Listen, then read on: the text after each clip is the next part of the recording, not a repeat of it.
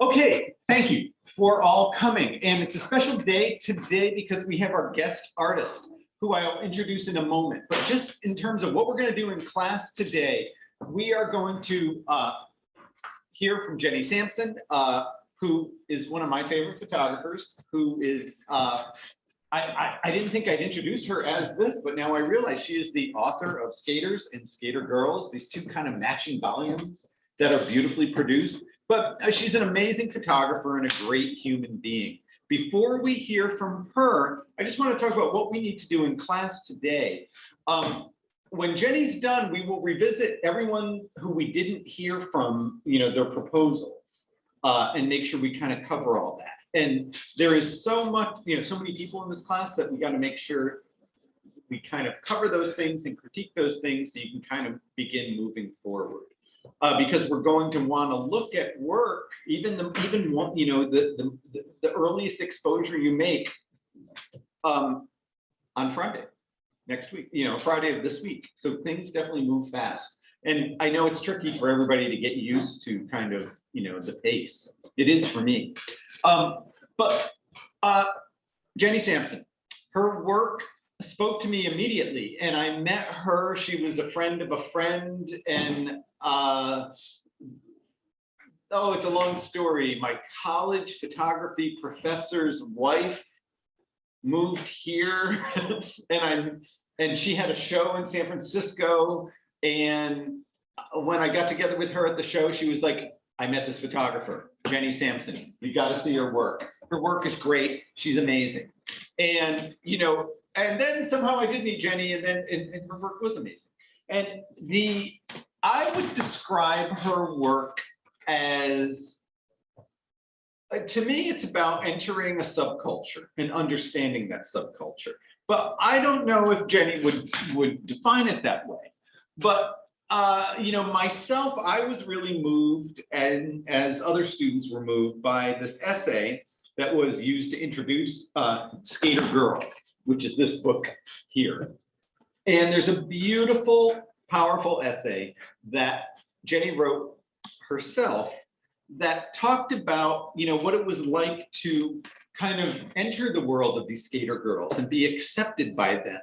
And I'm going to just read this to you. It's the very last paragraph of this essay, because I think it kind of sums up really everything that's in her work, really. But she says, there is a notable mutual respect I experienced while making this particular series, as photography has always been historically male-dominated. Although I am not a skater, I feel accepted as a member of this group. Here are my Civil War she-soldiers. They are purposeful and courageous, open, playful, and supportive. I admire the respectful and shrewd fight for a place in this world. That was a beautiful, beautiful line. And I thought, I wrote that. Oh, you can't believe you wrote it. We discussed it in class, and it was such a good line, in last class. And I was like, sometimes people get professional writers to write these things.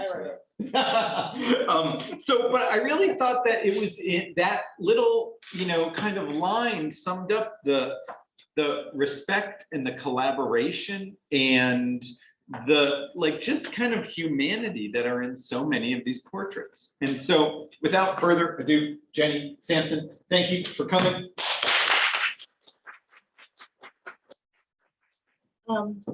Thank you, Timothy. That was wonderful. And I'm honored and humbled. Thanks everybody for having me here. And bear with me while I get used to the live and the camera and the slideshow here. And I'm guessing that while it's screen sharing, they'll still be able to see me on the side. Yes, okay. All right, let me just make a few. Okay. So today I'm going to present and talk with you about this body of work, Skater Girls. I unofficially began this work in 2010 and more formally in 2017. Leading up to the Skater Girl work, I was working on skaters, which is not just guys, it's skaters en masse, but there were often more guys than girls. I discovered the bigger community of girl skaters towards the end of the making of the skater book. So let's see. I began making tintypes of skaters in 2010. I had been, before I learned how to make tintypes, I was photographing people, very focused on gesture and posture. And I didn't want to be noticed by anyone. I didn't want to pose anyone. I really wanted to capture people's just natural personhood. And at the time, should I be worried about that?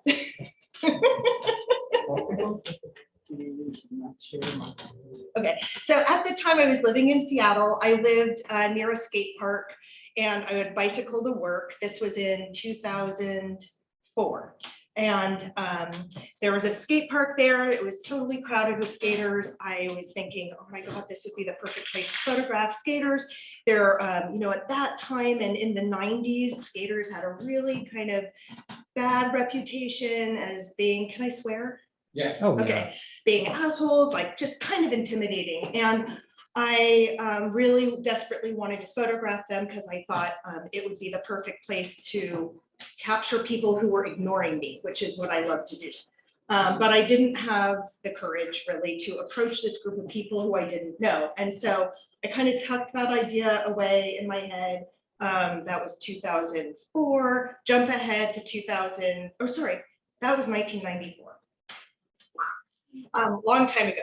So it was the 90s when they were total assholes.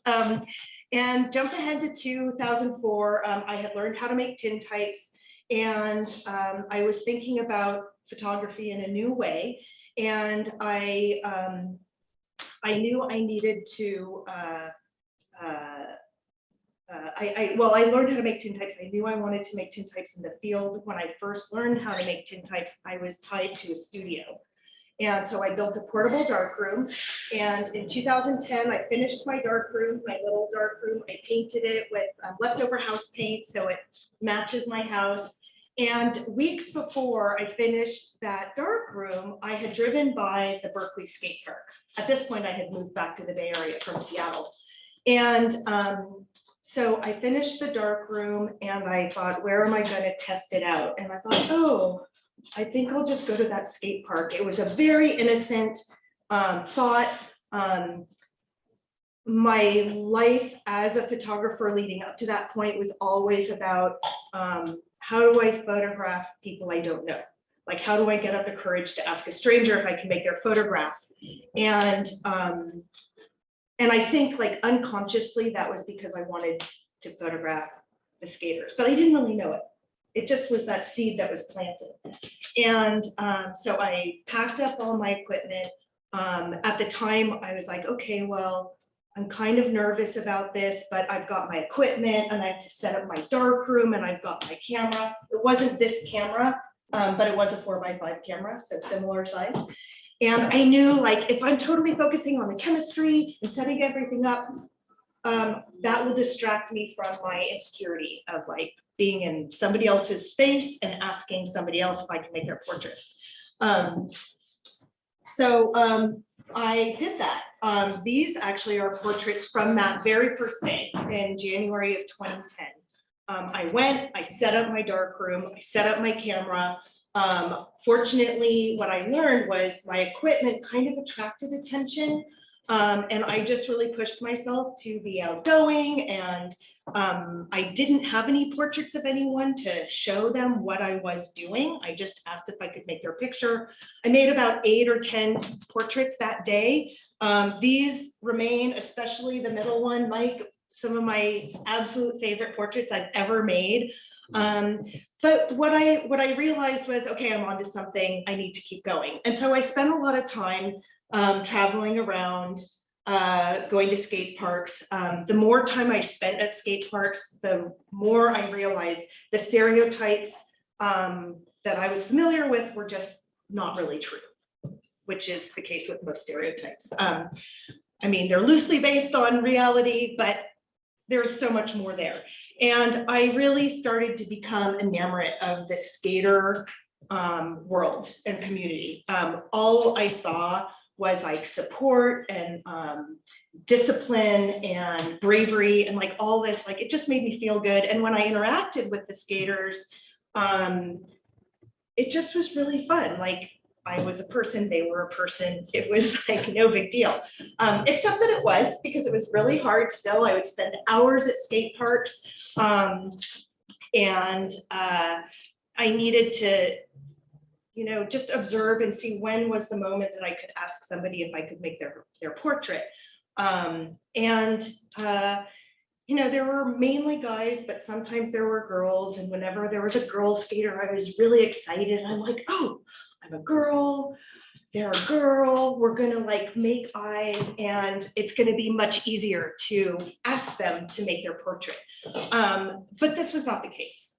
What I kind of learned later on in talking with lots of people, actually Cindy Whitehead, who wrote one of the essays for my book. She's a pro skater from the 70s. She actually schooled me on that, and her remark was, you know, it's such a male dominated world that usually if there's a photographer at a skate park, they're there to photograph the guys. And so the girls, that's probably why there was no like connection that I was hoping was going to happen. So I just continued for years. I want to also make note, the work I'm showing you is not in chronological order. It's kind of all over the place. I'll probably interrupt myself to talk about process or maybe a story about one of the people who I photographed. So just bear with me and with the little back and forth that's going to be going on. So I would, you know, go to these skate parks. I would just try to make the first move, but I always hoped that someone would notice me, notice my equipment, and make the first move, because they're there to skate. I am there taking up their time, in my opinion. Some skaters go to skate parks like on their lunch break, or they're driving to work and they see a skate park, they stop and they skate for 10 minutes, they leave. I mean, I really wanted to be sensitive to the fact that I was in their space. I wanted to take up their time. Their time, in my opinion, was valuable for them to skate. And so I just, you know, sometimes I would spend 8 hours at a skate park and maybe make one tintype.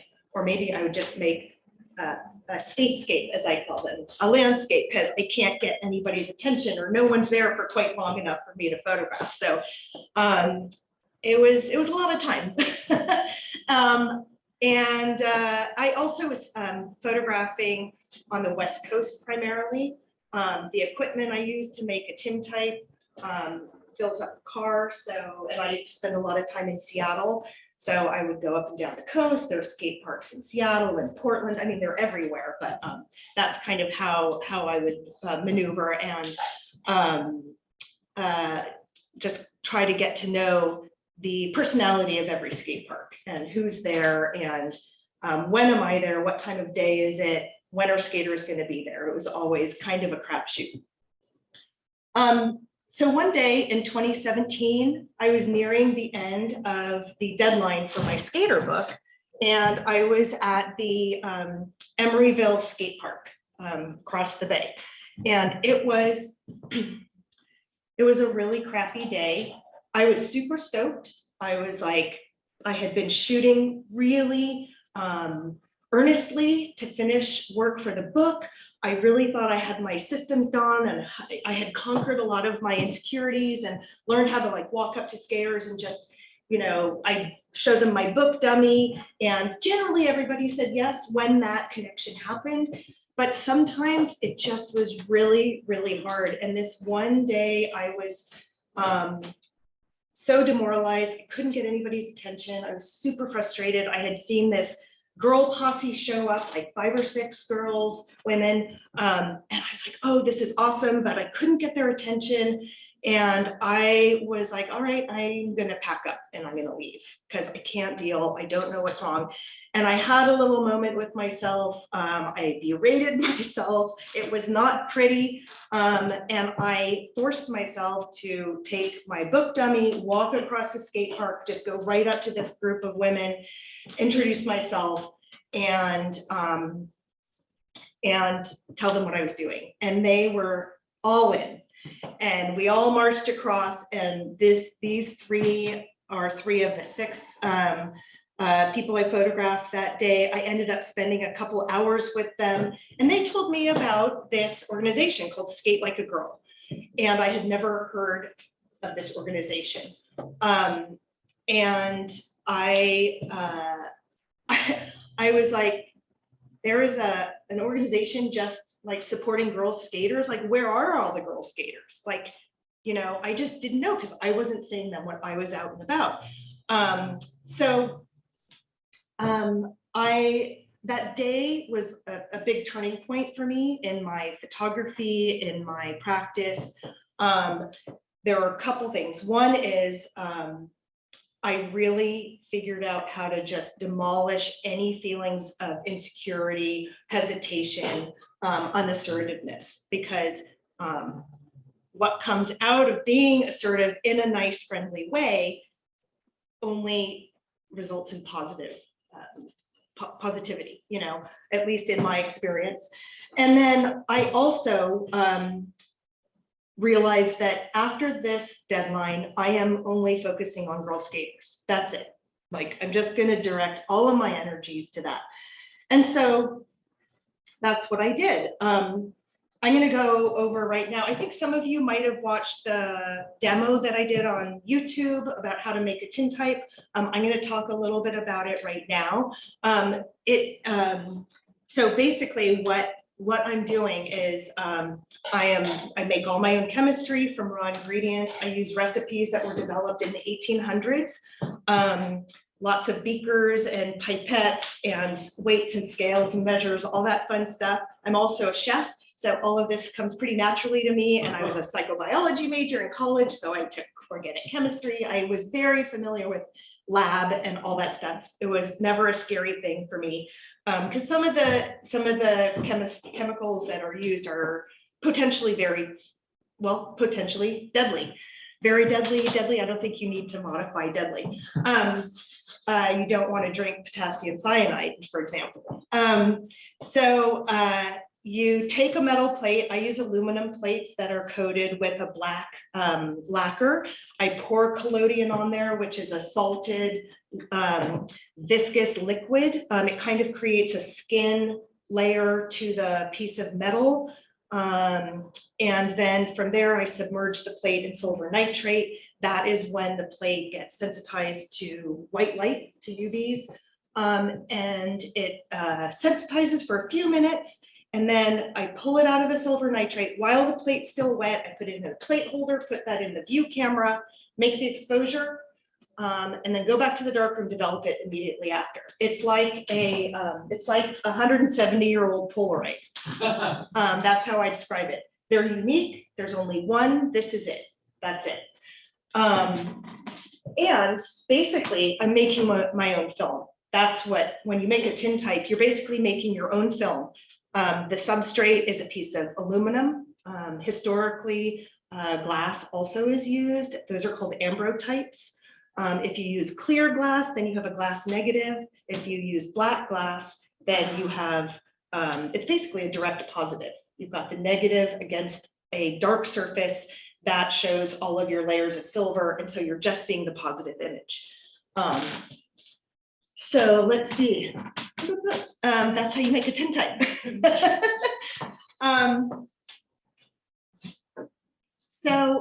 Another thing about making a tintype is that your ASA is about 1. So your subjects need to be still. You need a hell of a lot of light, seconds and seconds worth. I mean, sometimes the exposures are 30 seconds. Actually, this cover image is a 30-second exposure. It was at sunset. as the sun goes down, it has to go through more and more layers of atmosphere that is blocking more and more of the UV lights. So it might look as bright as it looks right now to our naked eye, but in fact, there are so fewer UVs going through that you need to dramatically expand your exposure. So people need to remain very, very still, which is why I love this tintype. I was at an event in Los Angeles, exposure, a girl skater event, and this is Bridget. She runs a yoga booth at the event, and she came to pose for me. And whenever I do make these tintypes, it is, we work together, because the most important thing, if you're going to be still, is to be comfortable. And I can't make you comfortable. You make yourself comfortable, right? You know what posture, position you're going to be still, to be content. And so anyway, I worked with Bridget and she wanted to do this. And I was like, oh, I don't know. We set up the shot. I prepared my plate. When I loaded the plate holder and came back to her, I was like, okay, you have to refocus. Because if any of you have not used a view camera, this has no lens on it. Typically they do. You cannot focus the camera and then click the shutter. You have to focus on your subject and then have them remain still, then put your film holder in or your plate holder in, and then make the exposure. So your subject has to remain really still for a very long period of time. My exposures, I like to keep under 5 seconds, but the subject needs to remain still for maybe 30 seconds to take into account the loading of the slide and all that. Anyway, this is a testament to Bridget's amazing skills at yoga, tree pose, balancing her skateboard on her head. It blows me away. And sometimes I think this isn't a great portrait because it's not, well, none of my portraits are perfect technically. Sometimes the impurities elevate it and sometimes they kill it. But I think as time goes on, as I have more distance from this portrait, I actually love it even more than I did before. Anyway, so back to my story. So back to 2017, or actually 2018 was when I went to my first Skate Like a Girl event. No, sorry, that was 2017. I went to this girls skateboard event. It was, I set up my equipment as usual. I introduced myself to the Skate Like a Girl people, and they were like, oh, this is so cool. They loved that I was there to photograph them, to recognizing them. I showed them examples of what I've been doing and they were just like, wow, that is so cool.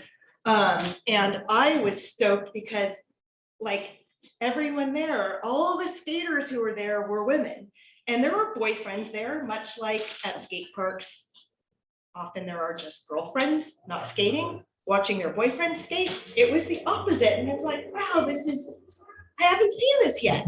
This is amazing. And I should add too, now we're in 2022, skateboarding is now in the Olympics. Girl skaters have been shown in Vogue magazine, in New York Times, the New York Times newspaper and magazine. I mean, they're everywhere, but truly in 2017, it was not like that. It really moved very quickly. And it's kind of amazing to see where the skateboarding landscape is now as compared to just a few years ago. So let's see. I went to this event. I would ask people if I could photograph them. They were super stoked. That's Vanessa Torres. I don't know if any of you have heard of her. She's like a legend pro skater from the 90s and 2000s. She is just a complete supporter of all the skateboarding now. She often is a judge at events. She doesn't skate professionally anymore, but she was a foundational person. And so the discipline, the support, all of that I saw over the years at skate parks in general, at these girl skater events, it just was like magnified. There was something even stronger, and it really generated a lot of just incredible positivity. And they're supporting partners, boyfriends, parents. I mean, everybody was just so joyous to be there. It was really like I was in this other place. I really felt it was electrical. It was electrifying being there. And I found out about another event in Seattle, and I also realized after years and years of making tintypes at skate parks and seeing so few women, I was like, okay, I now have to go to the girl-centric events, because that's where they are. Safe space. Skate parks historically have been intimidating for guys and for girls, but especially I think for girls. And so I started going to girl-centric events where there were a lot more skaters either participating in the events or just showing up to be a part of this group. On the left here, this is Lisa Whitaker. She is a trailblazer in the skate world. She created the first all-women's skate team, actually, called Meow Skateboarding. And then on the right, that's JoJo and Stacey. They actually are here. I'm spacing on her name. This is a really good example of how I work with my subjects. Some people they want their photograph taken, but they're intimidated and they don't know what to do. And so I was like, well, how about if your friend is sitting there with you? You know, you don't have to be by yourself. You can have your friend there, but I'm focusing really mainly on JoJo on the right. So if somebody wants their photograph taken, their portrait taken, but they don't know how to do it, they're afraid to do it, I do everything I possibly can do to make it okay for them. It doesn't always work, but it usually does. It's just such an interactive process, not only using a large format camera where my face isn't hidden. I mean, of course it is when I'm under the dark cloth, but when I'm talking to them and that my camera's here, you know, and I can talk to them, you know, I can say, okay, so you're doing well, blah, blah, blah. You can blink, you can breathe, don't move your head or your body. And I'm right here and I'm counting and I close it. So I'm with them. It's a very, very kind of one-on-one experience. Well, you're not behind the sheet. Not after I focused. So when I'm focusing, I'm back here underneath. Yeah. I'm talking to them the entire time. When I am setting up the shot, I usually I'll just keep like moving through the slideshow as I'm talking. I'm talking with them sometimes if I need them to lift their chin, or if they're, I'll just, you know, ask if they're comfortable. I also will say, like, how do you usually stand with your skateboard? You know, do you lean on it? Do you like to hold it up like this? What do you do? Or I'll have them lean against a wall, you know, to stabilize them. If it's on the dark side, or if I'm noticing that they're fidgety, I'm really paying attention to my subject. Like, what's gonna help them? What's gonna help me? It's an expensive process. So in a perfect world, I wanna just do one. And I usually just do one. Every once in a while, I can't get it right. I really want the shot, and I'll photograph more than once. I'll actually be able to tell you a story about one of those a little bit later on in the talk. So let's see, where am I at? Now I'm completely. I drew you. I'm sorry. Oh, no, I was blabbing on. It's easy to chat away about this. This here, I love this portrait. She is just, she's so sweet, so proud. One of the things that I really found, especially with the girl skaters, is this sense of pride that they have within. It's not an easy thing to do. I'm not a skater, so I can't really speak from personal experience, but just from watching, observing, talking with skaters, I'm sure some of you are skaters and you know better than I. It's not easy. You fall, you break bones, it's painful, but what's the most amazing thing with all these folks is just the determination that they have to make a trick, just doing it over and over and over again. I don't know if any of you have watched on Instagram, like skaters posting videos of doing tricks. They do something amazing, but very often they'll also post all the mess ups. Like they'll screw up 10 times and then they make it once. I mean, you know, anyone who does something exceptionally well, you know that they've done it. What is it, the 10,000 hour rule or whatever? I mean, it's truly, truly amazing what these folks do. This actually shows a really good example too of my brass lens that I use. There's this bokeh that's going around. It's kind of a swirly background. I use a really shallow depth of field, mainly because I want the exposure as short as possible. So big aperture, more light, shallow depth of field. And yeah.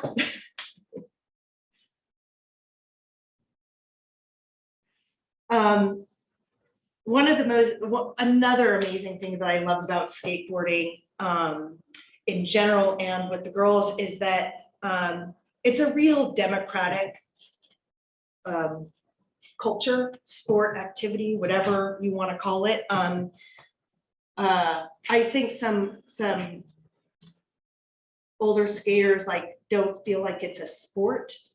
It's in the Olympics, so it's a sport, but it's also a culture, it's a lifestyle. Like there are all these words and labels that don't always fit, even with girls and women, like, you know, so I'm going to use all these different words all the time because which one is the right one? You know, I love these folks. I respect them all. It's a tricky time these days using the right terminology for everything. So no doubt skateboarding has been a male dominated world. But in the 60s, it was marketed, in fact, towards kids, towards women. It was more like the Frisbee or the jump rope. But then it wasn't until about the 80s that it started becoming like this hyper masculine world. And then there were a lot of magazines that were started and a lot of the commercial side of it. It was all like all the stories being told about it were told by white men. And so that was where the money went. That's where the money was. But there were always all kinds of folks, men, women, black, white, purple, you know, everyone was skateboarding. Anyone could skateboard. All you needed was a board, wheels, and a sidewalk. You didn't need to go, you didn't need a car to get to the mountains. You didn't need a ski pass. You didn't need a surfboard. You didn't need a car. You just needed a skateboard. Anybody could skateboard, which is another like reason why this culture is so amazing to me. So let's see, a little after, so all the work in the skater book I made with 4x5 camera. I had an 8x10 camera. I also made the decision for skater girls to shoot 8x10, which meant I also needed to build a new darkroom that can accommodate me. My 4x5 darkroom is a box that I would kneel at on the ground, 3 by 1 by 1. I would prop it up, cover myself with a canvas. But for 8x10, you know, the plates are 8x10 inches. I had a bigger tank for my silver. I needed gallons of water for washing plates off. So I got a new tent and I needed to make more chemistry. Suddenly I had to buy like liter beakers instead of the 500 milliliter beakers. Everything just like grew exponentially. I was going to girl skater events instead of just going to skate parks. So everything just started growing. I needed an assistant. I needed a sign-up sheet. I needed all these new things because the production of the work just changed dramatically. Another thing about skateboarding now, as opposed to like in the 90s and the early aughts, is that the parents were skaters. And they're teaching their kids to skate and they can skate together. they can fail together, they can succeed together, they can play together. It is like, and I'm giving myself goosebumps. It's like this connection that is so amazing that I certainly never had with my parents. They hardly even read to me, let alone, play any kind of a sport with me. And I just love that connection. The fathers and the daughters, so beautiful, so wonderful. I mean, so much pride, mother, daughter. I just, I don't know, I love it. Oh, yeah. Was that the aberration rather than the rule? You know what I mean? Like, Well, it kind of depends where you are and the age of the kid. I mean, on the left, that was at an event. So at the events, often there are parents there. Sometimes it's just the dad with the daughter. Sometimes it's the mother with the daughter, but there are so many dads who want to be there supporting their daughters. It's really beautiful.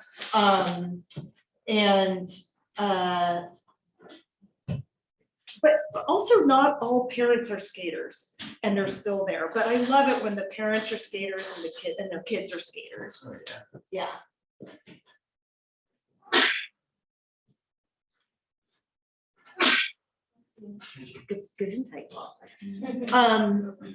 So another thing about, and this kind of touches on it a little bit, is at all these events, there's support like across the board. There's a lot of boyfriends there, a lot of girlfriends there, a lot of parents there.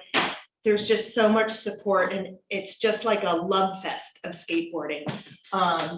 And the people who I met who formed these organizations to support this are the most inspiring people also. A lot of them are really young. I'm 52 now, but a lot of these women and men are in their early 20s. And man, if I had the confidence they had at that age, I don't know what. I mean, it's very inspiring.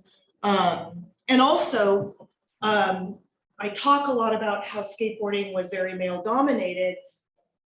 There's nothing but positivity at these events. There's no bashing of guys. There's no bashing of anyone. It's all about just elevating skateboarding in general and elevating everyone and making it open and safe for everyone.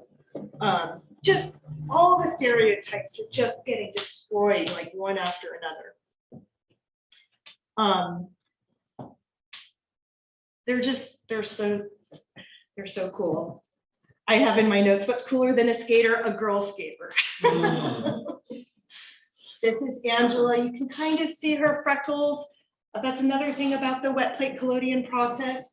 It sees light, it renders colors differently than traditional black and white photography.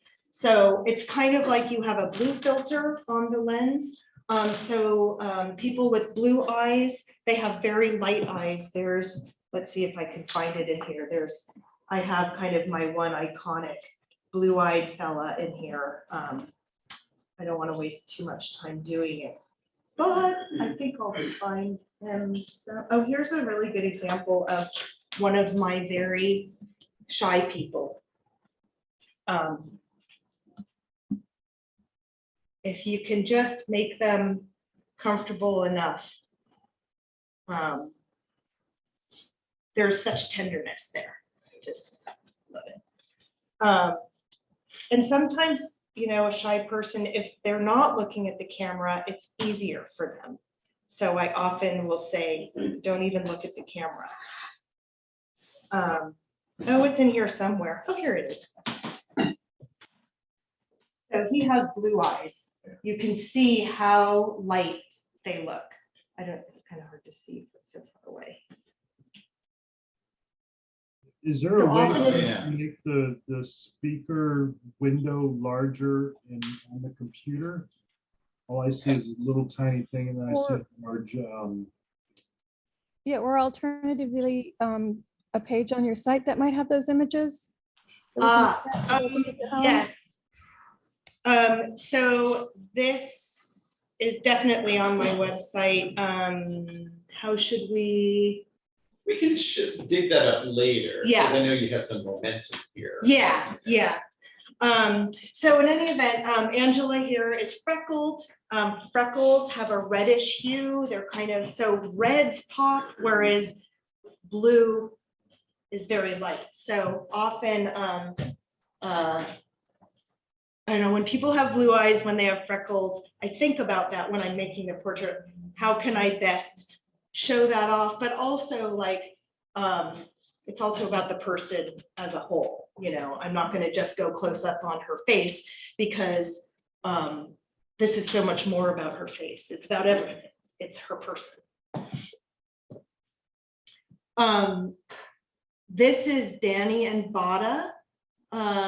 This is kind of a nice little story. I typically do not want to tintype young kids because they can't sit still. And especially at an event like this where I'm making, I probably made 20 plus tintypes in one day, which is a lot. It's a hell of a lot of tintypes. It's a lot of work. That's with an assistant, with loads of people everywhere. It's totally nuts.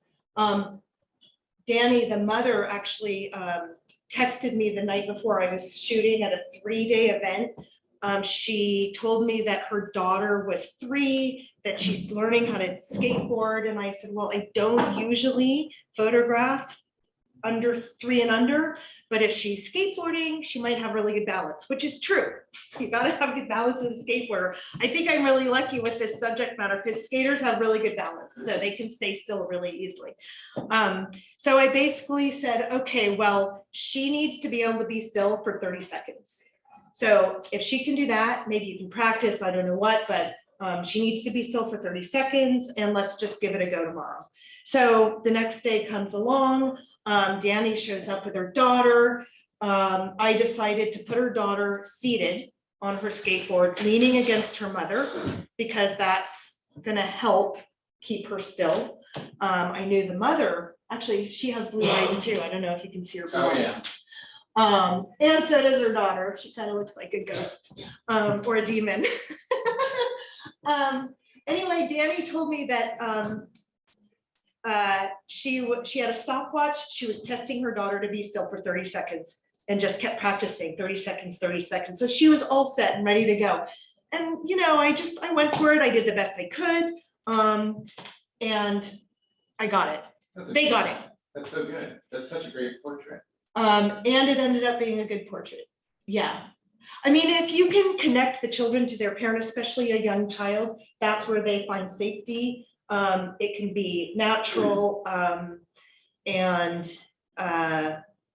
Yeah, and I should also add, for most of these, I ask people not to smile. I don't say be angry. I just say don't smile, because a smile is a fleeting moment in your eyes. It's not in your face. It's not in your mouth. So if somebody is content and comfortable, then they can look content. I mean, I've had some people who insist on smiling. I ask them not to. They smile. They just killed my portrait. Like, I can't use that plate. It looks psycho. Like, it's really hard. And sometimes it just happens, like, you can only do so much. Because, you know, you're asking the person to be still, and I'll say, okay, on the count of 3. Sometimes I'll tell them to close their eyes before I take the picture, just so they can get in this comfortable place. You know, I'll tell them to spread their legs if they're standing, to stabilize themselves. And I just talk them through the whole thing. Okay, open your eyes. And then sometimes I'll just go, you know, what can I do? Like, you do have some good smile pictures in the mix, though, that actually bring a sense of pride. Some people can smile. Like, yeah. Most can't. Most can't. This is Hannah. So this pose, I did ask her to do this, but I had seen her doing this on her own while I was photographing someone else. And I just kept it in my head. And I knew I didn't have anyone, I had never photographed anyone standing on their board. They do this all the time, but I just hadn't photographed. And also she's got steamer, it says steamer on her board. Everything's mirror image, by the way, right? You're looking you're basically a tintype. When you're looking at a tintype, you're looking at the emulsion side of the film. Okay, that's why everything's backwards. I neglected to point that out earlier. Steamer is Alyssa Steamer. She is a badass. She's total OG skater. She came up in the 90s. She is a huge, huge inspiration to a lot of women out there. She lives in San Francisco.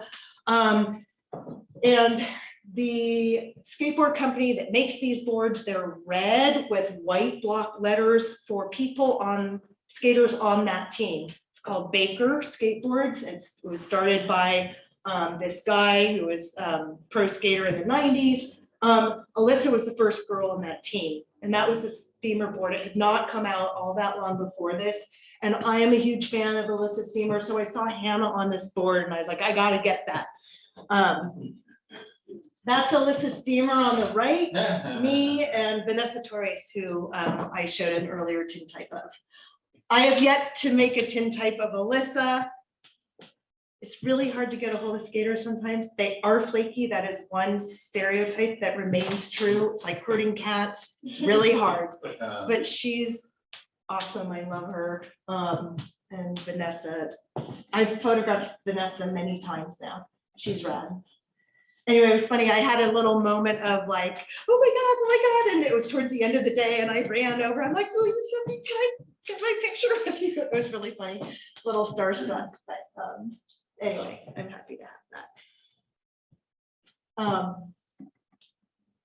Love this one. This is in San Francisco also, Liz. There's something very regal about her. All I did was ask her to sit there. She kind of like positioned herself. She was just looking at the camera. That's it, you know? But very comfortable. She actually is a filmmaker, so I think she was used to it sometimes. I mean, that doesn't necessarily mean your subject, just because they're a photographer, is going to be a good subject. A lot of photographers don't like to be on the other side. I'm just going to go through a few here.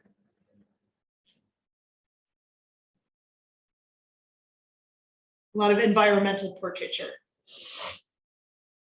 It's funny, like years and years ago when I mean, decades ago, you know, Irving Penn's portraits. I've always been a fan of his work, environmental portraits. And I realized not all that recently, I'm like, oh, I'm making environmental portraits. Could you, now that we're like looking at, you know, like we've seen a number of your images, what are the things that you want in a picture that would make it successful?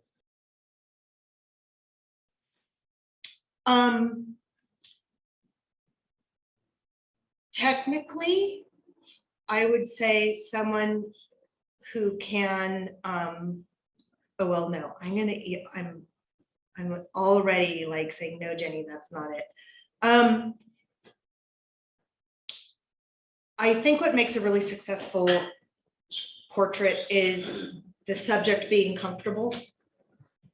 And that requires, that's the connection. I mean, I see it as a connection between me and the subject. I think that sometimes when I can't, either my subject has a preconceived idea of what they're supposed to do and they're not listening to me, that's where sometimes I have trouble and it is not successful. So my connecting with my subjects like that really helps a lot in making a successful portrait. I can help make them comfortable, but I can't actually make them comfortable.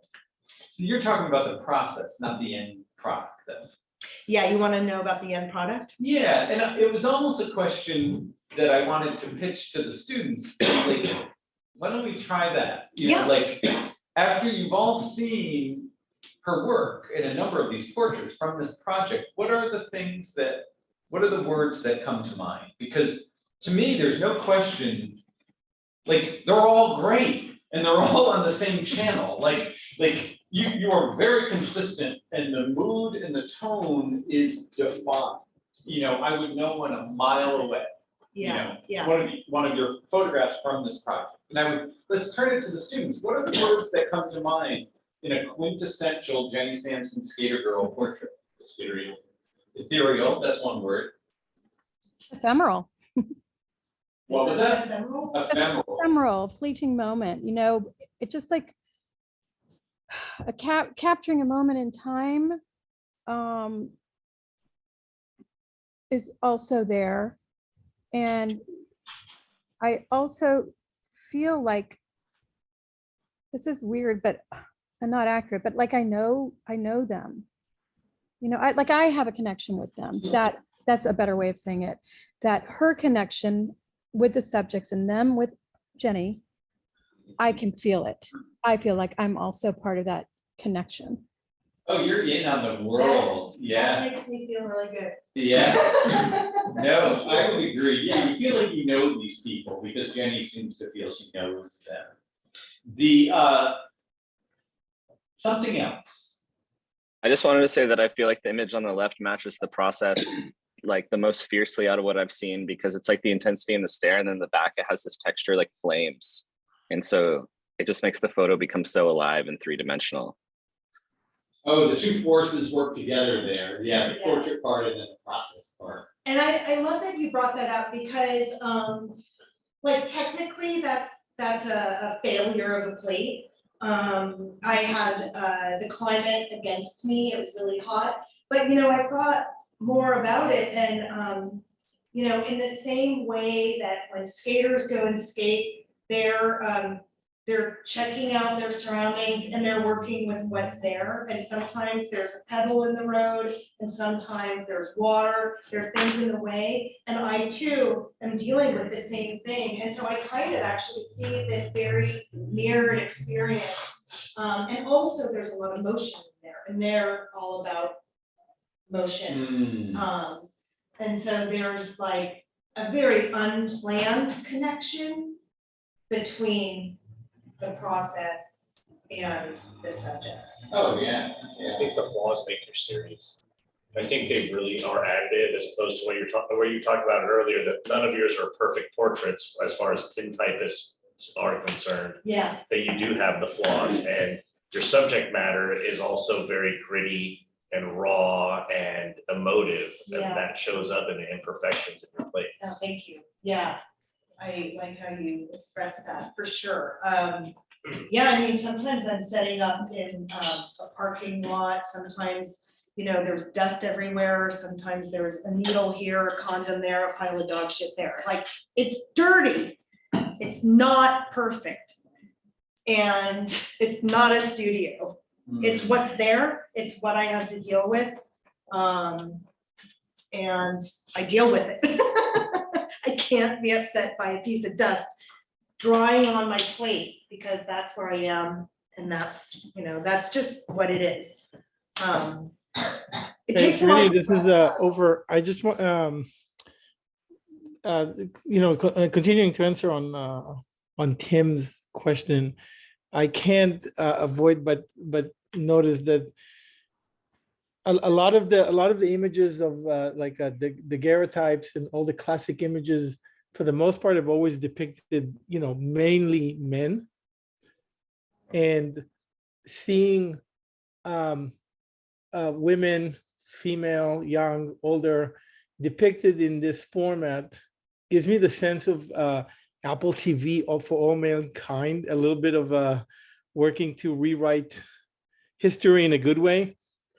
Because you don't usually see female you see soldiers, you see all sorts of male for the most part, and so there's something about you doing it and depicting women that is refilling a deficit, if you will, of classical view of women in this format that just got skipped for 100 years, and now you're like back feeling this. So Yeah. Oh, yeah. Revisionist history here. well, but it's not so.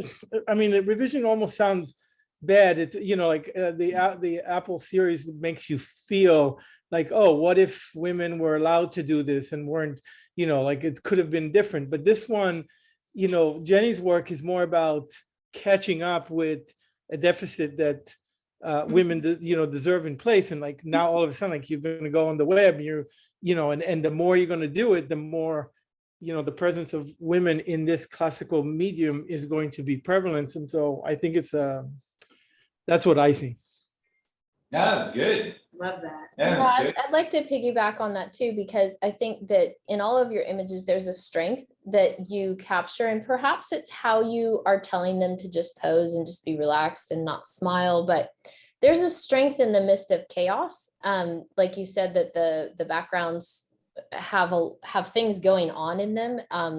You know, you're not putting them, like you're not setting up a backdrop stand, putting a sheet or something and photographing them, which you could do outside, and they did do with tintypes, but you're choosing to include the background. And I think that that complexity of the background and then their strength, and also you tend to position them in the middle of the image, which I think has, yeah, maybe this other one here is a little bit to the left, but most of your subjects are placed in the middle, which is a very like strong stance within the midst of chaos. And then it's a female that is showing the strength, but then it's also you're combining like modern activity with a very with a more archaic type of process. And so it's a really interesting juxtaposition, but I think you're very successful in communicating many layers, is what I see when I see your series, especially.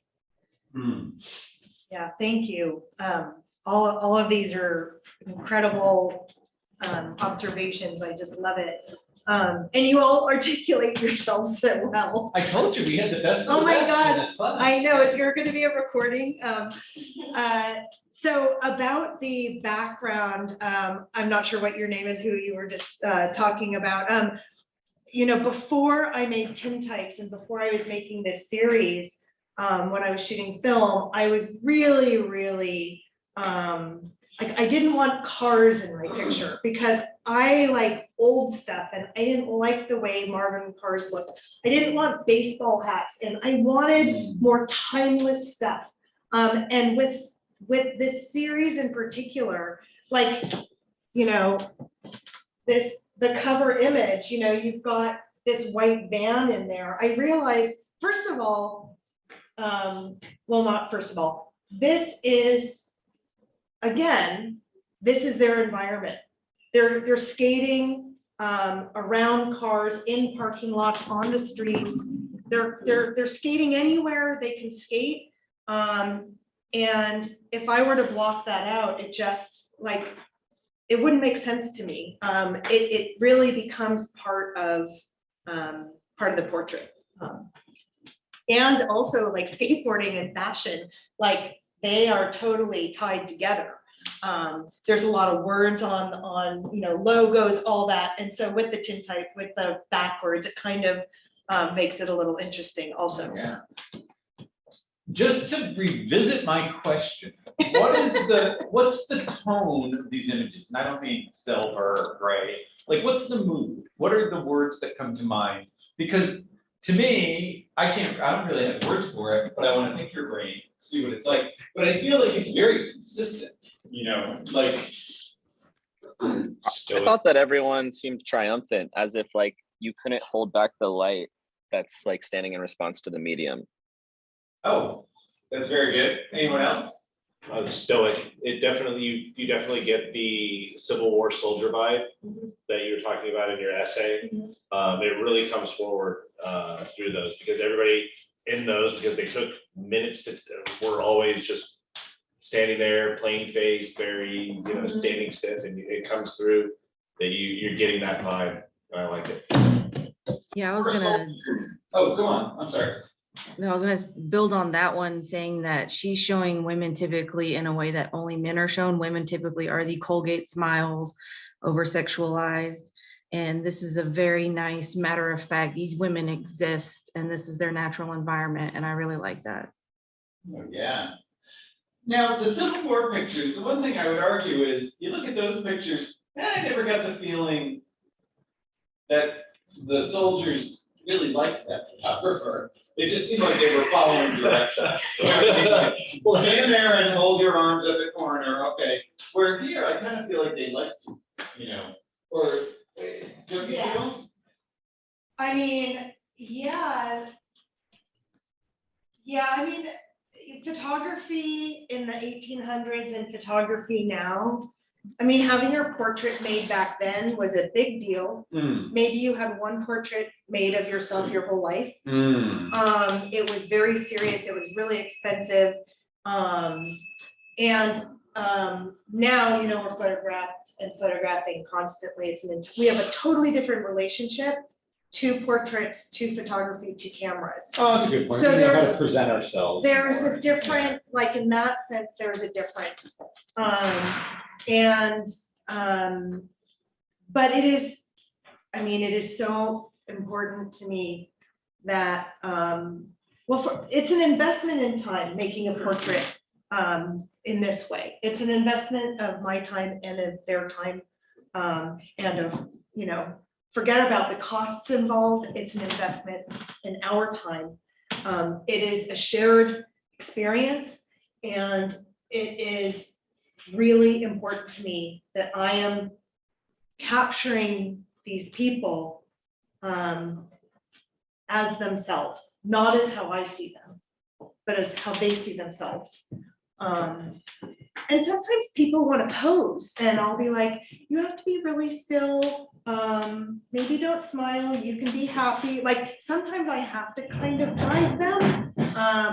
But it really is, it's to get a successful portrait, even if it's simply about being able to be still. He's Jenny, if I don't know if I can mention one more thing. Tim, trying to answer your question better because I probably failed before. There's a very meditative a feel to all of them, and I think it's a consequential result of Jenny asking them to find a pose that they can relax for 30 seconds. And so, like if you, when you do like traditional photography and, the camera is super fast and can do whatever you tell people, okay, smile, do this. And here you're actually working, it seems like you're working with everybody to get to this physical position where they can truly relax. And that relaxation and confidence and calmness comes across, which you just don't get at a regular portrait.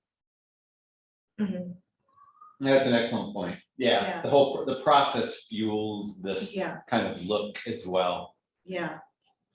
No, that's good. I'm sorry, I'm just seeing something.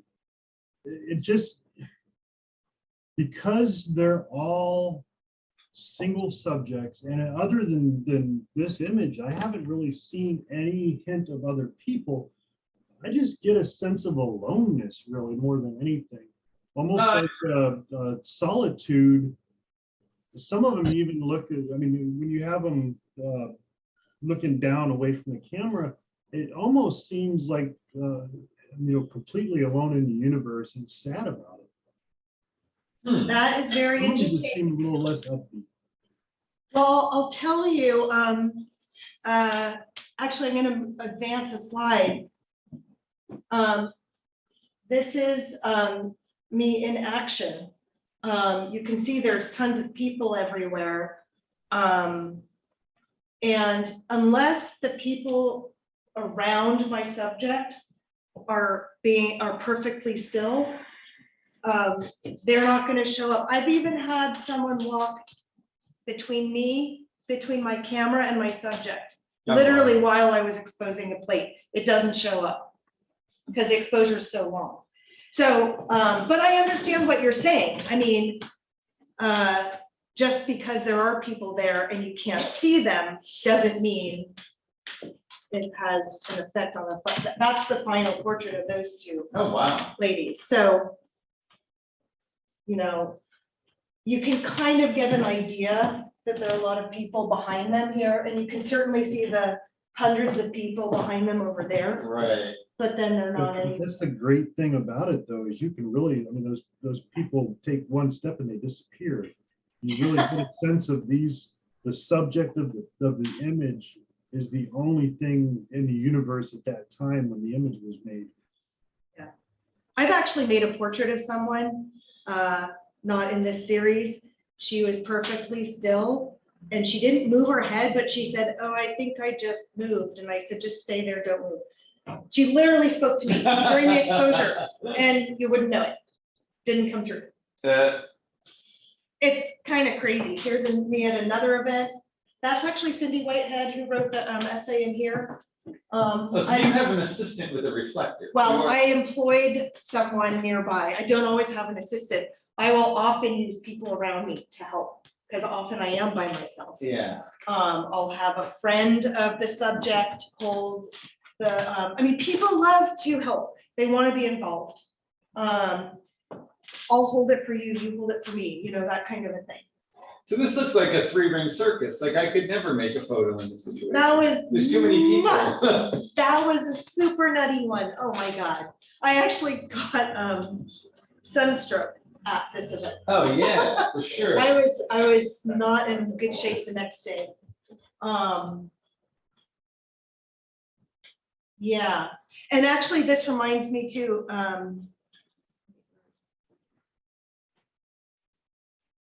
that's the portrait.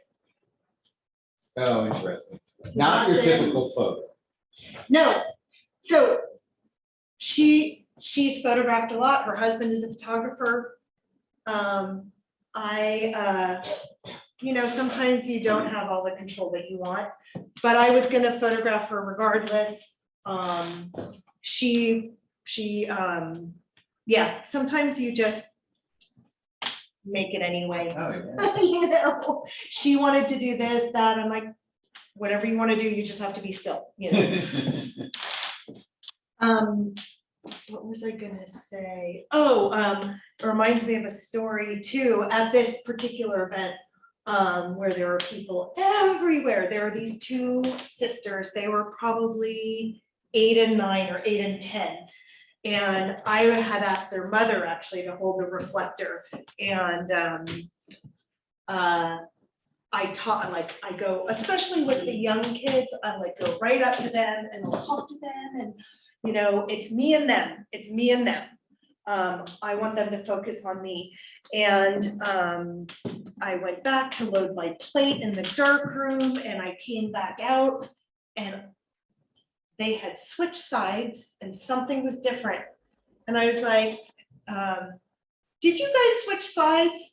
And they said, yeah. And I went up to them and I basically, I said, did your mom do this or that? Yes. And I said, okay, it's you guys and me. Don't listen to your mom. Don't listen to your parents. Only listen to me. She might say something, but only listen to me. Okay. You know, and I'm smiling and they're like, okay. Like it's what? Don't listen to my mom, because the mom was messing up my shot. And in fact, ruined my shot and I didn't get it. I tried it twice and the mother got in the way, actually. It was really a learning experience, very hard, very hard. I did the best I could do. I mean, she was getting in too close. She was fixing her daughter's hair. She was mixing them up because she thought that she knew what was gonna look better. You know, there are a lot of things that you have to kind of deal with. Oh, yeah. You know, you have to balance all this stuff. It can be really hard. That's beautiful. She was in another photo. Yes.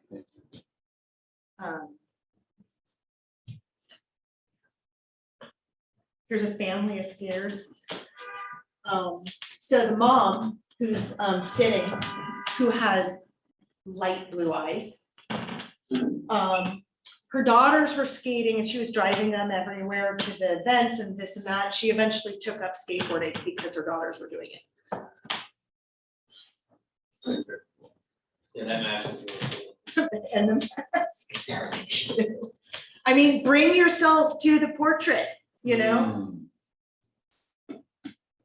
I don't know, I love it. And it was just like out of the blue. I think I focused on them. I went in the dark room, I came back out and there's the mask. Oh, really? You know, like, No, all right, just- let's do it.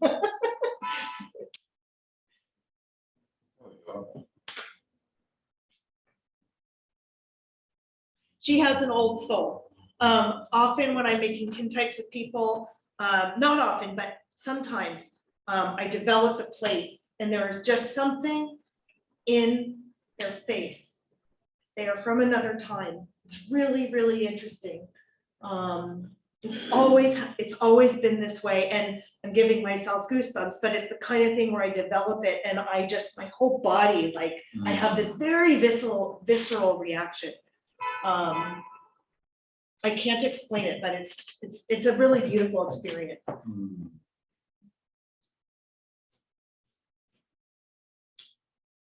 The Skater Girl photographers, they're amazing. There's the Baker t-shirt that I was talking about earlier with Alyssa Steamer, the Steamer board. Often, actually, I think I came up with the hanging of the skateboard on the chain link fence because one of the skaters did it, because that's what they'll do. Like they get to a skate park, kind of hang it up there sometimes. I learn a lot about these poses or whatever just from observing what they're doing already. So, yeah. And then I just ask them, like these guys, I just ask them, you know, which camera do you want me to photograph you with, you know, because they'll have multiples. Oh, wow. Oh, this is your next book, Skater Girl Photography. Yeah. So for a project like this, how, you know, because we talk about this like long-term projects, how do you know when you're done? Yeah, because I have a philosophy that that's the harder than hardest part. starting it, because once it's done, then you got to do something else, you know. Yeah, and also like this can never be done because it's not like, I mean, it keeps growing and changing. I mean, Change, cultural change. yeah, exactly. I mean, that they, and yeah, that's a hard question. I'm going to go back up to Seattle in September, to it's called Wheels of Fortune, where this photograph was made. But they haven't had the event since 2019, since before the pandemic and before the Olympics, you know, and all this stuff. I mean, this book actually was supposed to come out like right after the Olympics, but the Olympics were postponed, of course. But that's okay, doesn't matter, whatever. Yeah, I don't know what my point was. Oh, when is it over? Or how do you know when to end? Yeah. I mean, I guess I just have to make a decision to be like, I'm done, I'm moving on. Is it the book? No, but the book like gave me a break, and the pandemic kind of gave me a break because I couldn't. I mean, I don't really want to stop, but I'll tell you, it is a lot. It's a huge investment on time and money. So what is possible to do? You know, what's possible? I had a question. Yeah. I was wondering if like you had to remove this process from like your availability, what other process do you think the series would be deserving of if you like had to pick one that would give it just as enough justice? No. Well, I suppose, I mean, I could photograph them with a large format camera with film. I mean, it wouldn't look the same because nothing looks like a tintype, but the process is still slow. You still have to focus on the person. You still have to make a connection with your subject with a view camera. You know, Richard Avedon in the American West, that was actually my very first photo book. My parents gave it to me. It's actually a first edition. I had no idea that it would become what it is. I learned about it. I grew up here in San Francisco. I learned about it in my photography class. I loved it. My parents gave me the book. You know, I don't know if you guys are familiar with the work, but he traveled all around. He did bring a backdrop. But he also, there's also been a documentary I think made on the making of that work. But he is, you know, when you're using a view camera, you can engage with your subjects.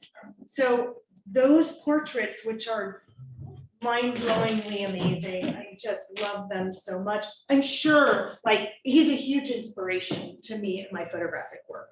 for sure. I'm all full of goosebumps today. It is connecting with your subjects as a photographer. You have to connect to your subjects if you want to get a really honest portrait. That's my feeling. If you have a camera in front of your face and you're doing this, you might be able to do it.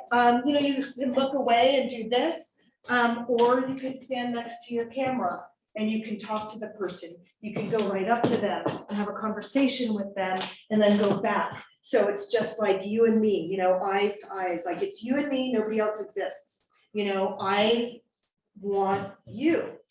I'm paying attention to you. You are important. I think that's how, you get this kind of work. I am in awe of these skaters. They're so awesome. The little ones, girls, guys, whatever, the big ones, the ones who've been skating for 40, 50 years, it's really amazing. This is a group of skaters from Japan. I became friends with this woman, Kyoko, who I just met at events. And she's from Japan, she lives in LA, but she chaperones girl skaters from Japan, actually any skaters from Japan, not guys, not only girls. Anyway, she was chaperoning these 5. There were a couple events, one in LA and one in Ensenada. I really wanted to photograph them. Actually, this one here, I'm forgetting her name. She actually had broken her arm at the event that we were all at the weekend prior. In any event, this was like the 3rd or 4th portrait I made of these guys, because the first one, they're posing. They're like, doing the thing that you do in front of a camera. And I was like, okay, no. And none of them spoke English. So Kyoko is translating for me.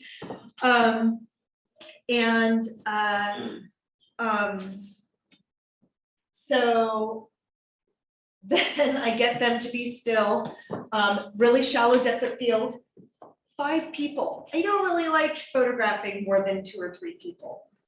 Really 2 is my max, that's my ideal. So 5 people, and I'm like, okay. They're literally like, they're sitting right on top of each other. The ones from behind are kind of leaning in. They are posing in a way they never pose.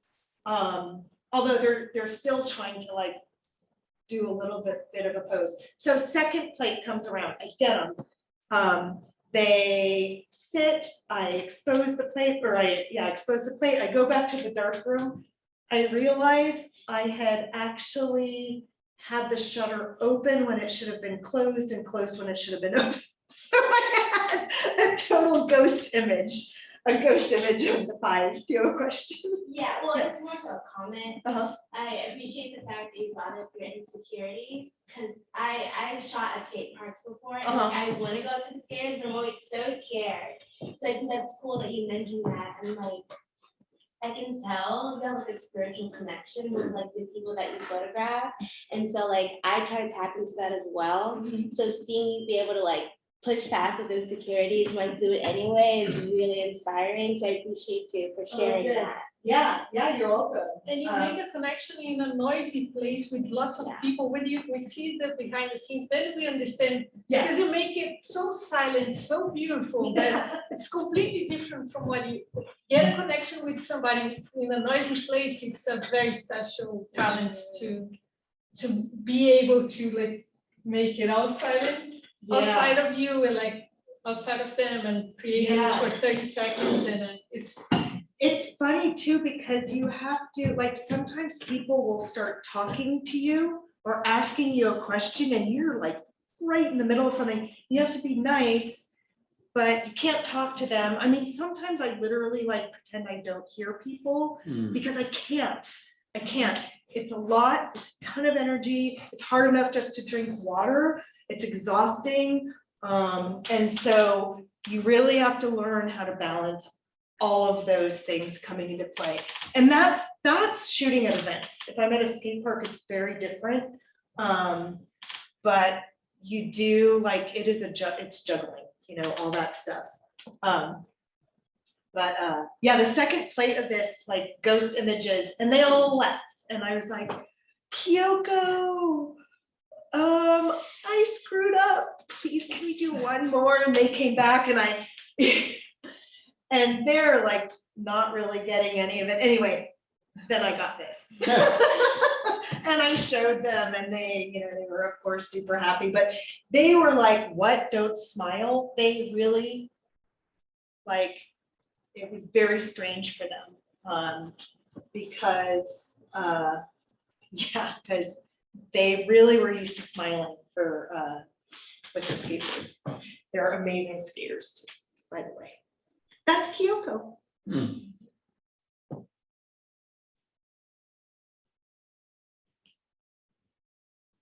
gonna kind of go through. I want to say out of the pictures, back to Tim's question. My name's Dave. That you're speaking about the relationship you have, you create when you're taking these pictures, and from a community where there's not like a lot of accolades and awards or recognition. It's like you've given them, and you can almost see it in all these pictures. You've given them like respect and appreciation and that recognition, and that is super cool. Because how many times as a photographer, I always feel like you're taking, right? Unless you're doing it for business, but just by the look of them, you're like giving that to them. Thank you. Yeah. Thank you very much. Yeah, that was excellent. Good observation.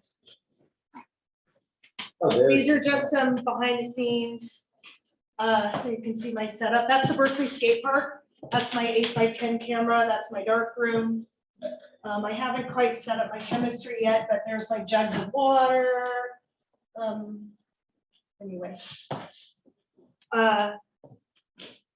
I gotta be right there, but also out of the way. Right. Because I need people to see me. There's me with a couple gals. It was about 90+ degrees. It was really brutally hot. My plates were drying. That's why some of those were vignetted. That was just because the plates were drying from, the edges in. It was hotter outside than it was inside. If this is at an indoor skate park in LA, it was actually hotter outside. There I am. That's in LA also. I set up kind of behind where the dog poo is. But I didn't know if I was gonna get kicked out because sometimes the park attendants don't know what I'm doing and they don't want me there. So sometimes I have to kind of hide myself. There's me in action. Kyoko took those actually. That's another woman who she was chaperoning who came in from Japan. There I am processing a plate.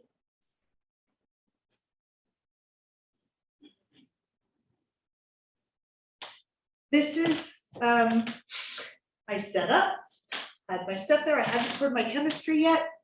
And the park attendant came by and asked what I was doing. And actually she was more protecting the skate park, but I had to move my tent. So I pulled everything out. I have this little wagon that I load all my equipment in from. So I just tipped my tent on its side because I didn't want to break it all down. And I wheeled it like 20 feet away, set it back up again. Wow. Wow. And then that's me at exposure down in Southern California. That's the half pipe right behind me. I was right there. So some of the shots I showed, there was like some structures and that was a structure. The yoga person had a booth somewhere nearby. Anyway. And that's it. Wow.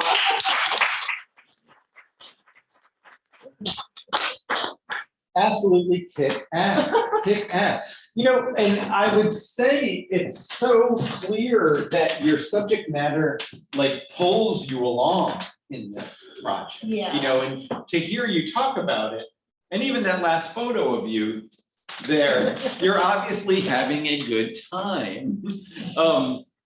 Yes.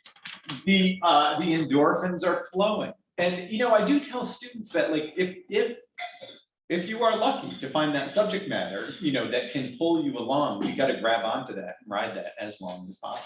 You know? Yeah, and it's hard. I feel really fortunate that this all happened in the way that it happened. I never went to art school, photography school. I took photography from the time I was in grammar school through college, and then I just continued. And I would just shoot what I wanted to shoot. It was never like a subject or a theme or whatever. It was just what I was drawn to. And when I started showing my work like at portfolio reviews, it almost like it made it really hard because suddenly I was like, oh, I need to think more about my intention, but I don't know what my intention is. I don't know what it is, you know?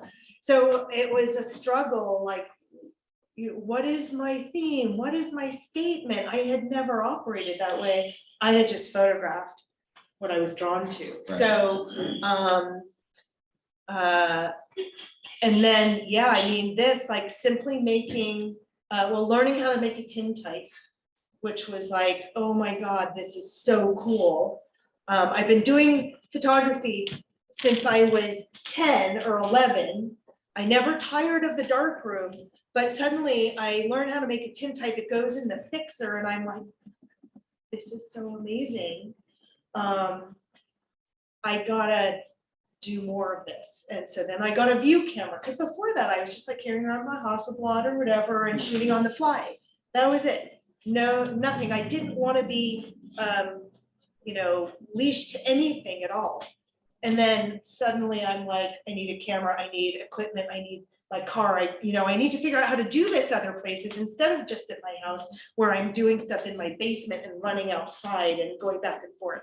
So it really completely, wet play Collodion completely changed how I started thinking about photography and how I thought about my subject matter. I mean, it just changed. And also Everything. your personal safety because of the danger of the chemicals and the whole thing. How did you get in trouble with the chemicals? I've never been in trouble with the chemicals. I did get kicked out of a park once, but I was already cleaning up and finished. And it was like a state park and they're like, people can't even change their oil here. And I'm like, okay, like I'll leave. I'm like, thank God I had already done the shoot. But yeah, I mean, you have to know what you're working with and you have to be careful. You know, knowledge is power. If you know what you're working with, you're not going to get hurt. If you're stupid, if there are different things, but I learned so many of these lessons as a child, because I learned how to print pictures and develop film in 6th grade. So at that age, I already knew what you were supposed to do and not supposed to do.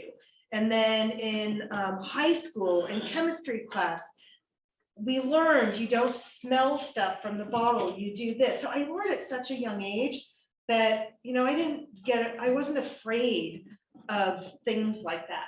I've met people who've learned this process as adults and they freak out about potassium cyanide because you can die if you drink it. Okay, don't drink it. Wash your hands, wear gloves, know what you're working with. The developer has a lot of acid in it, and after you develop a plate, you wash it with water and you put it in the potassium cyanide fixer. Well, if you don't get all the developer off and you put it in the fixer, you're gonna have cyanide gas. If you're not familiar with cyanide gas, that's what was used in the Holocaust. It will kill you, it's horrible. I always fix outdoors. I always wash it completely, but also the potassium cyanide is a very, very weak solution. So even if there is, I never do it indoors. I know exactly what I'm working with. It's not scary, I've got my trays that I'm washing my plates with afterwards. There are often dogs at skate parks. I'm like, whose dog is this? If they drink this water, they're gonna die. I just am like, the dog can't be near here, and they probably wouldn't die, but I don't want to take a chance, So yeah, you just have to know what you're working with and make sure people are aware, you know. If they're near your stuff, you know, but usually people, like, they stand back. I'm usually like, get in closer, come in closer, look at this, you know. People are very respectful with the equipment, with everything. And I mean, I've been in some scary skate parks, you know, at times, and very likely the people I'm around, you know, are questionable, but they watch my stuff. They help me load my car. I'll buy them beer. They, you know, like, it is a very, like, wherever I've been very lucky, but you know, people like the process. They think it's really cool. Skateboarding is a very DIY thing. And so is this. I built my dark rooms. I make all the plates by hand. They see this creative thing. Skateboarding is very creative. The building of the skate parks is very creative. So there's a real connection, you know. It's dirty, everything's dirty and gritty about all of it. And to see your portrait made, to see your face come out on a plate in the fixer, it's really cool. I mean, people get off on it. They're like whooping and hollering. They think it's the coolest thing, because it is. It's really cool. So all of that helps. That's good. The, you know, it's interesting, as I'm looking through the first book, Skaters here, I am, not to derail this whole thing in another direction, but I am taken by your non-portraits as well. How you can pull off that metaphorical landscape, which, you know, just is complex and deep and heavy and all those things, you know. Yeah. Let's open this up to questions. The Yeah. students all had to come up with, I think, 35 questions each, because I knew they would replicate each other's questions, you know. Okay. So who wants to ask question number 16 that they had? Tim Hansen. Sure. So you specifically went for wet plate. What drew you to wet plate as opposed to dry plate? Well, I actually didn't know That dry plate about is- dry plate. When I saw my first contemporary tintype, I didn't know what a tintype was. That was in 2007. I saw my first one. It was made in studio at Rayco Photo Center. With flash. It was really cool. It looked like a I thought it looked holographic. Yeah. And at that moment I was like, oh, I've seen these in museums. I just didn't know what they were. And it was wet plate Collodion, and I took the wet plate Collodion, and that was that. I since have learned about dry plate, but you know, I think that for me, I really love the immediacy of it and the chance that you have to take. I like making them in the moment. Yeah.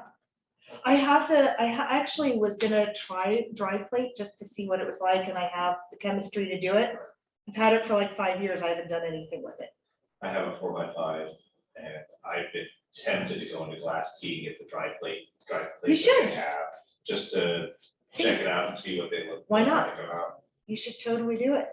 I support you. Not financially. Anyone on Zoom, let's see, does anyone want to begin your questions? Yes, John. Yeah, so, and I'm not sure whether it was a product of the pandemic and people were just bored or what, but I've seen a lot of people getting into some of the more alternative processes, the cyanotype, what was it, Van Dyke Brown, trying Collodion. Do you think that's going to make more of a comeback in as people get more into the analog mindset, and they realize that digital is great, but they have to do something different in order to really stand out? Or do you see it more of a staying kind of static where it is, where because of the cost, the effort, and the additional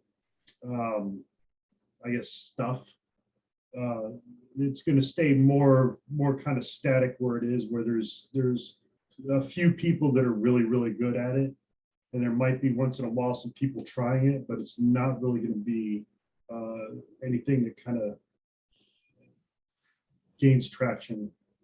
Do you mean wet plate in particular or any of these alternative processes? Well, I would say probably wet plate in particular, because like cyanotype is, I mean, you teach kids in sixth grade how to do a cyanotype. But when you're looking at wet plate, there's a lot more involvement into it. Is that something that you see as gaining popularity, staying static, or slowly dying out? Well, when I learned in 2008, I don't even know if there were smartphones back then. I'm trying to like think about devices and access to things. I learned wet plate. I went online and tried to find other wet plate photographers to see their work. And quite frankly, what I found was older men photographing naked women tintype, which didn't make me very happy. Not that I'm against nudes. It was just all that was there, and that's a whole other discussion. That was 2008. We're in 2022 now. There are thousands, thousands of people making tintypes now. It is really becoming more popular. I think a lot of analog processes are becoming more popular after dying down. I mean, I think a lot of people try it and then stop, like with a lot of things. But there are a lot of people making tintypes now. And even here in San Francisco, I don't know if any of you remember on 24, no, it was Valencia and like 24th, there was photo booth, which was a tintype studio. No, they had that, yeah. That was the first Nope. walk-in tintype studio in the country since like what, the 1800s. There are a lot, well, a lot meaning like, I don't know, maybe there's 5 or 10 now, or maybe not even that many, but there are so many photographers making tintype portraits now, and there weren't before. Right. And just in my wet plate collodion lifetime, which is 14 plus years. Will it grow? I mean, I think it'll probably grow. I don't know to what extent. Film is more expensive, you know, film is way more expensive than it was 10 years ago, even 5 years ago. It's funny, there's a resurgence of equipment and supplies. AGFA went out of business a while ago. A lot of photographic paper and film companies went out of business, left. Kodak destroyed their equipment that they used to make black and white film, which is why I don't buy anything from Kodak, because I find that very disrespectful. But there is like, people are getting into the older processes. I don't know, I don't think it'll ever go away. I think there's room to grow. As films are coming back, but they were disappearing for a while. And you know, if you're making your own film, then you can do it all the time. It's also just really fun, but I think it's, in some ways, is it less expensive? I don't know even if it's less expensive or more expensive than film photography. I mean, they're expensive, it's expensive, but like I reuse my fixer, my silver, all I do is replenish the silver crystals into my solution. I never get rid of it. I just keep feeding it like you know, like a mother for sourdough. You know, Right. so I don't know if that answered your question or not, but Yeah. I mean, I met a guy from China that came to the States, bought an RV, basically built a darkroom in the back of the RV, and he travels around taking wet plate collodion pictures with this massive camera. We've got a place here in Virginia where a lady does nothing but tintype, like 8x10. I can't remember her name off the top of my head, down in Richmond. yeah, I know. I never heard of it, anybody doing it until about 4 or 5 years ago. And then all of a sudden it just started exploding. And it seemed like once COVID hit, a lot more people got into it. I didn't know if that was something that was you thought was gonna stay, or whether it was just out of boredom and Well, you know, I mean, COVID is a whole other story. I mean, I think a lot of us did a lot of things that we didn't normally do. when COVID hit because we were stuck at home. And, you know, people started baking bread and cooking and gardening and learning how to make tintypes. Will it stick? For some people, yeah, it's gonna stick. Yeah. For others, it was just what kept them sane during that time. Yeah. Hey, let's move on to other questions. Yeah. Does anybody else have another question? You all must have 15 questions. I Yeah. did. Susan. Oh, me. Okay, so a lot of the questions I had were answered in your talk. And I thought, well, if I might be the last one, I'm going to put a lot of questions about her other work, and not just the skaters. But so one of my questions was, actually, I had quite a few. So, well, I did. I had 35. So here we go. The best one. I was going to ask one, and then I thought maybe I've got a better one. So I was just going to follow up on what you were talking about film and analog photography. And you do portraits with that are not wet plate. And I was wondering what you use when you do those. Is that film? If it is film, what film do you lean towards? And what format do you use for that? And then a secondary question is, also you do mention about, you know, collaborative, the feeling of collaboration with your subjects. Do you still feel that when you're not doing the wet plates? I mean, I'm sure you do, but do you feel as intimately connected, I guess, maybe? Good question. Okay, so for some of that portrait work, well, for my fine art portrait work, it's all film. And I generally shoot medium format, Hasselblad. And I have been shooting with Ilford FP4 for decades, but lately I've started shooting with HP5. And I also right in 2019, I got a Canon P, which is a 35mm camera from like the 50s or 60s. I hadn't shot 35mm in decades, but I decided to pick it up again and was shooting HP5 with that, and that's why I switched to HP5 solely for the medium format. And then for commissioned work, I also usually shoot film, but there was a time that I was traveling to Seattle and I would stay there for a short period of time, and I was shooting digital for very specific children's portrait sittings. And that work is on my website in the commission portrait type stuff. But I really am a film photographer and wet plate Collodion photographer. Thank you. Yeah. Anybody here? Yeah. What's your archival process? Like, how do you store them over long periods of time? With the tintypes, I copy shoot them, or I used to scan them, and so I have digital files of all of them, and I have I do have a external hard drive at home, and I also use Backblaze as for digital storage. But for the actual plates, I keep them in sleeves and I keep them in boxes, those century boxes or other kinds of boxes. I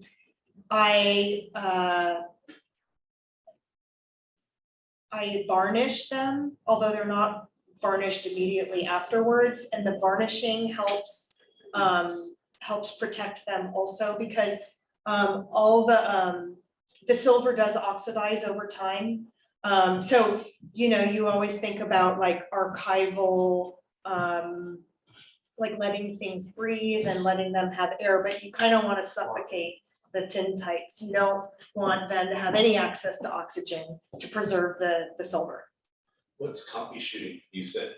Copy shooting is making a photograph of the tintype rather than scanning it. Okay, DSLR scan as opposed Yes. to flatbed scan. Yeah, and if you have a copy stand, basically you have a base and it has an arm that you attach the camera to. It shoots straight down, and then you have lights that are attached coming in at an angle so that there's not a reflection. Right, And same thing with scanning tintypes although you totally can do it, it's kind of a pain because the scanner picks up every minute thing on the plate. And then you have to, things that you can't even see. And so then you're like spotting it in Lightroom afterwards, sometimes unnecessarily so. There's also weird shadow that happens because it's not paper, it's a plate, so there's a little depth. So copy shooting is actually faster and more accurate. Yeah. Do you have a question? It's kind of related to those questions, but also creatively. Why don't you flip them when you scan them digitally? Do you Because like the that's not backwards how they scan? look like. You want to keep it true to. Absolutely. Okay. Yeah, no, I know that's how they look like, but like. just- Yeah, and I know some people who flip them and I can't relate to it at all. It would feel because weird. For me, it is, it's an object. The tintype is an object. It's not just a photograph. It's an object, and that is what I'm kind of a purist in that way. I have a friend that does tintypes and he doesn't show them digitally. Like he says there's no. Oh, he doesn't show them digitally. Yeah. like, Oh, you gotta Yeah. see the real thing. He only shows them the galleries in person. wow. I mean, that's not feasible. I mean, I understand it. Yeah. I mean, the thing is, like, when I, in order to, prepare the digital files for the book, I had to make a decision. These don't look like the actual tintypes. I meant to bring one in, I forgot. They're hard to see, and unless, like with perfect light, they look very, I keep pointing up there, they look very much like this. But most often there's not perfect light and they're darker. So I make them, to print them so that they're kind of viewed in the perfect lighting situation, but they're metallic and they're an object. And there's a lot of tactile qualities about it that don't translate in a print. So it was really hard for me actually to figure out how to make them look in the book. They also look different. Every single one looks a little different. I mean, maybe I'll have a bunch from one shoot that used all the same chemistry and everything was in alignment and they're all looking very similar. But from day to day, and like the ages of the chemistry changes, the tintypes look different. So they're very, like, there's a very continuous look to them that are in my book because I needed to make, I had to make a choice. And it's just one of those things that it was like a hard decision because they don't look like the tintypes, but they still look really good. And what is it that I'm trying to do and all this, you know, you can't have a book that is made out of the tintypes. Right. Right. Oh, interesting. Other question? Yeah. Oh, for you. Well, no, I was just wondering if Jennifer, you have a degree in psychology, right? Psychobiology. Psychobiology. Okay. So before I ask the question, can you elaborate what is psychobiology different than psycho? Can you? Yeah, so psychobiology is, well, first of all, it's often a pre-med major. It is the biological side of psychology. So Okay. what neurotransmitters, what chemistry is going on in your body that affect behavior. Okay. So, Okay, yeah. so That's one- actually, then my question is even more relevant. How does that degree, if at all, impacted your photography, especially considering everything related to postures and then those 30 seconds of, you know, like, is there any contribution from that degree at all, or a reflection of it?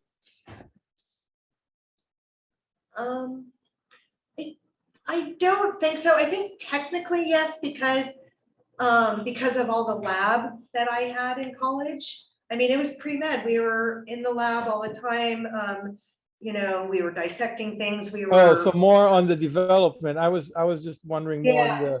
on the subjects, but so you're thinking it actually impacted more the discipline in the lab. It's, yeah, for sure. I mean, I was a psych major at first, but then I was like analyzing myself and my family and my friends so much. It was distracting and I couldn't deal with that.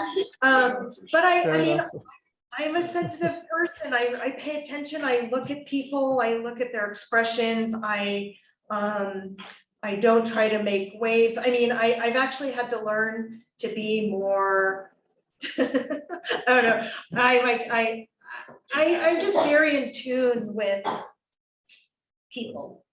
Well, so And you could have been a shrink, but you're saying instead of it, you're listening to them through the camera. I guess so, yeah. Okay. But I didn't want Do to be. do you offer lessons on how to do this process? I have done a little bit here and there, but I don't have a regular setup or workshop or anything. I might offer a workshop. I might need an assistant in the fall. Let's see if there's any other questions. Sutani, did you have any questions? Yeah, I guess my question would be, I read in your write-up regarding skater girls that you wanted to shed light on women and also non-binary people. And I was wondering why you chose to call it skater girls specifically.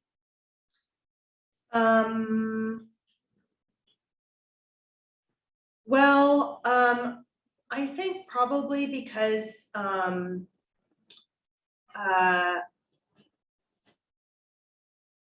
that's a good question. I don't know if I am gonna have a satisfactory answer to that. When I started on the work and was well on my way, you know, towards, well, okay, I didn't want to leave non-binary out because I knew that there were skaters who I was photographing who were non-binary. There's actually a skater in my book who is now a he, and has transitioned. But that was, if I was to open it up to non-binary also, then gosh, I mean, I would have had another like 5 years more. Like it was changing it too much. It was opening up the subject matter more than I was able to accommodate at the time. And at the time of making the work, everyone I photographed was a skater girl, whether they were trans or not. They saw themselves as girls, female. So I hope that answers it a little bit. Yeah, totally. I wasn't trying to like call you out or anything like that. I was just wondering what your process was like. Yeah, no, when I was doing this work, and even before I started the girl specific work, I was hearing about unity and like the trans skater world. And I mean, it's massive, it's huge. And like, there's a part of me that wants to like go there next, but it's like, it's I think, and it deserves being documented. I just haven't dived back into a super dedicated skate shooting since the pandemic. So yeah, makes sense. The in class, anyone, Heaven, did you have a question?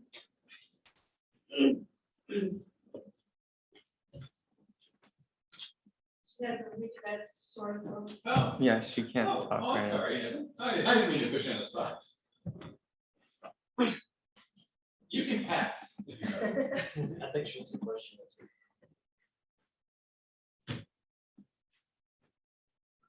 I have a question. First of all, I can totally relate to the pre-med science background because I also have that background, and people always ask me how it influences my work, and I feel the same way. It's more so in the technical aspect of things. But that's unrelated to my question. I just wanted to put that out there. I'm interested, I know you talked a little bit about Richard Avedon's book and his process as being a big influence for you. I'm kind of interested to know what other influences and inspirations you draw upon. conceptually, visually, or otherwise? Right, so I've always really loved looking at people, and so a lot of portrait photographers and street photographers. Actually, I have a cousin, Alma Lavinson, who was part of F64 group. She grew up in Oakland. She was my grandmother's first cousin. I actually met her right before she died, but she, I just realized this a few years ago because I hadn't looked at her work in a while, and I started looking at more of her work, and I realized that I was really influenced by her as well. Once I remember when my parents kind of recognized that I was really interested in photography, my dad was like, you know, grandma's cousin, Alma, blah, blah, blah, blah, blah, you might want to meet her. And then I kind of dove in and started looking at her, and the way she kind of, like, some of her portrait work truncated people and focused on, or what I saw focusing on gesture, posture. I realized, like, just a couple of years ago, God, I forgot that I looked at these photographs, and I feel like that's how I shoot. So it was almost like a forgotten inspiration. And then, gosh, I don't know, there are really a lot. I'm not going to remember all the names. I mean, growing up here in San Francisco, I was influenced a lot by Ansel Adams because he was just talked about, and he photographed, so, you know, all the landscape stuff. I don't do a lot of landscape, but I do some landscape with tintype.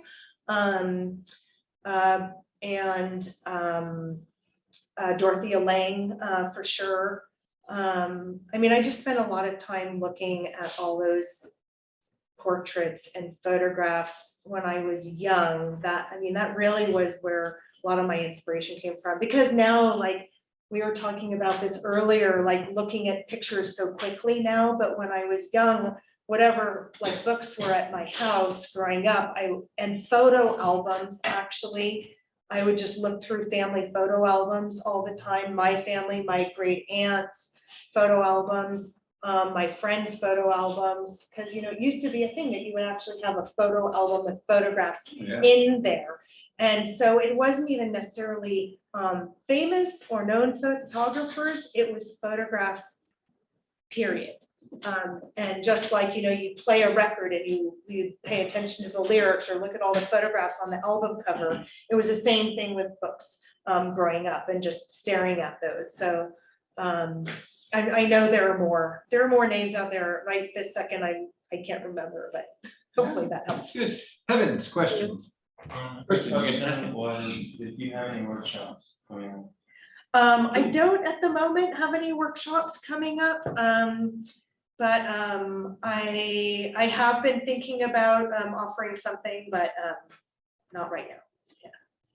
I think it'd be well attended. Maybe, sure. Yeah. You know, the other thing I want to say is these books are absolutely beautiful. And I bought a set of these for my office that you guys are all welcome to come see. But if anyone is interested in buying this book, you have a couple here. And correct? a couple, yeah, I have one of each here. And then how do they buy it at home? You know, for the family audience at home, how would they buy this? So you can get, you actually can get them from my website.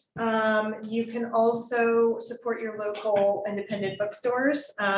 They should have them, and if they don't, you can ask them to order them in, or you can get them from the evil online bookseller. Don't say it. Yeah, who you won't say out loud. Yes, I don't like to use that word.